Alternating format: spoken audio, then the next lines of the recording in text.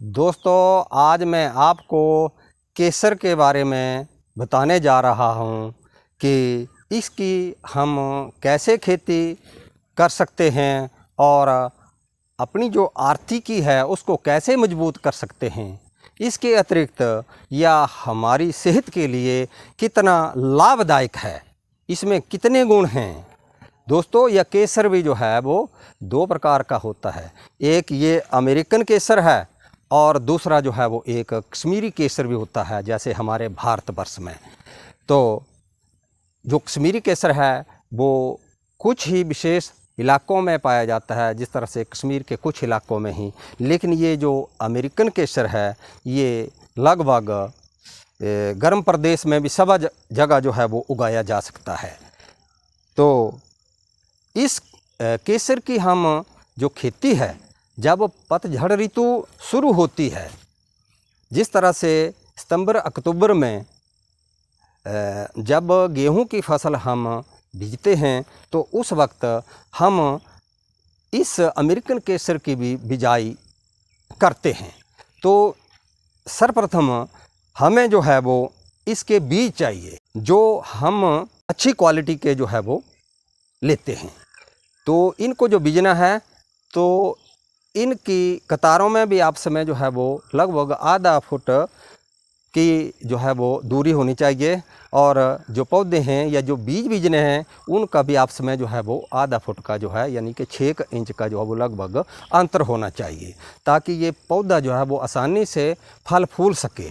जितनी थोड़ी दूरी होगी और इसको हम कुछ खाद देंगे तो या कोई हम फिर इसमें से खरपतवार निकालेंगे तो वो भी जो है वो फिर आसानी से जो है वो निकल सकेगा, और हम जो खाद है वो भी आसानी से जो है वो हम दे सकते हैं।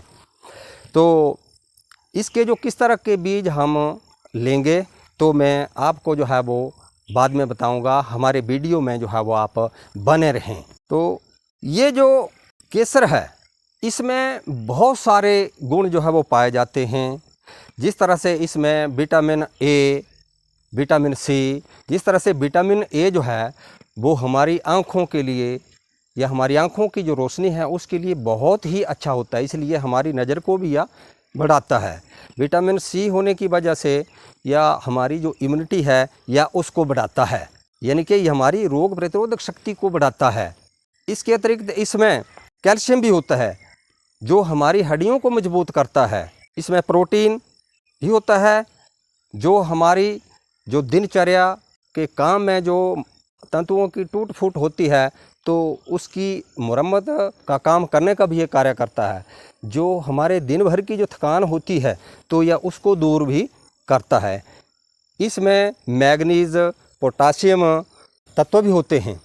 तो जिस तरह से पोटाशियम जो है वो हमारे किडनी, हार्ट, लीवर आदि के लिए जो है वो फ़ायदेमंद है, लेकिन ये पोटाशियम जो है वो संतुलित मात्रा में होना चाहिए। इसके ज़्यादा होने से हमारे कार्डियक अरेस्ट होने का खतरा रहता है, किडनी के लिए भी हानिकारक है या लिवर के लिए भी। इस तरह से इसमें पोटाशियम भी होता है। तो इसमें फाइबर भी पाया जाता है जो हमारे पेट के रोगों के लिए काफ़ी लाभदायक है। जिस तरह से हमारे पेट में कहीं ऐंठन हो, दर्द हो या गैस बनती हो तो या उसको भी जो है वो दूर करता है।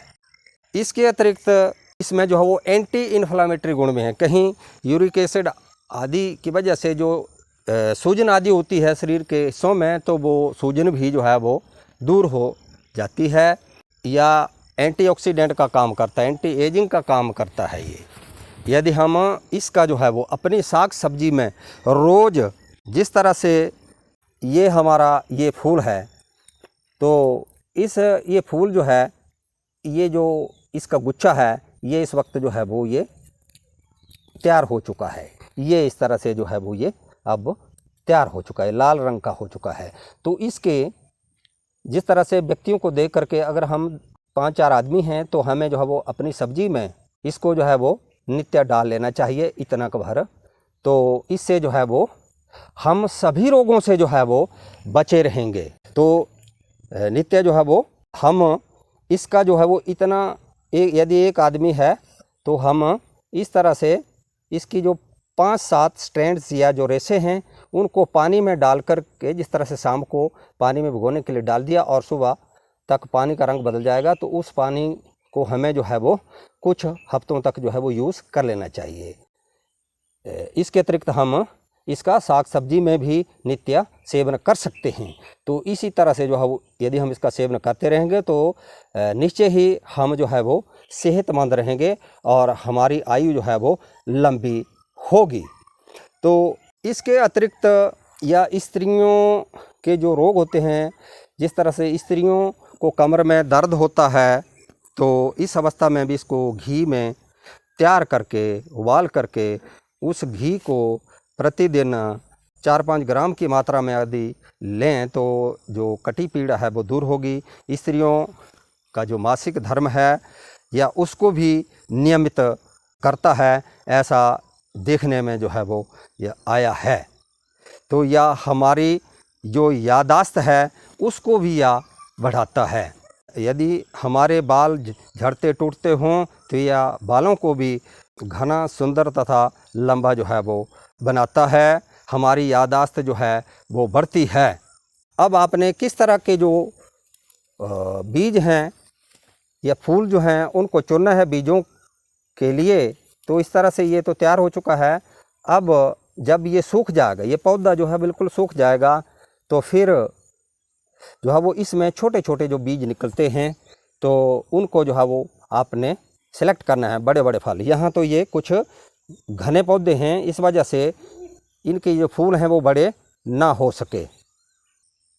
आपने किस तरह से ये कलेक्ट करना है, जिस तरह से आपने देखी है ये सूख गया है तो इसको इस तरह से ऊपर से पकड़ना है और इसको निकाल लेना है इस तरह से, और इस तरह से संग्रहित जो है वो उसको करना है। और देखिए ये भी जो है वो तैयार हो चुका है। यदि आप देखिए ये इस तरह का जो है, यदि आप इसको तोड़ना शुरू कर दें तो ये कच्चा है, तो इसमें से बाद में और जो स्ट्रैंड्स हैं वो निकलेंगे, लेकिन एक ही बार आपने इसको लेना है। बाद में हो सकता है बाद में भी कहीं और निकले तो आपने उसको भी जो है वो जब वो पक जाएगा तो उसको कलेक्ट करना है।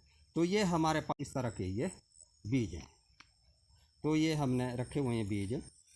तो इस तरह के जो है वो हमारे पास ये इस तरह के जो है ये बीज होते हैं। ये अमेरिकन केसर का ये बीज है।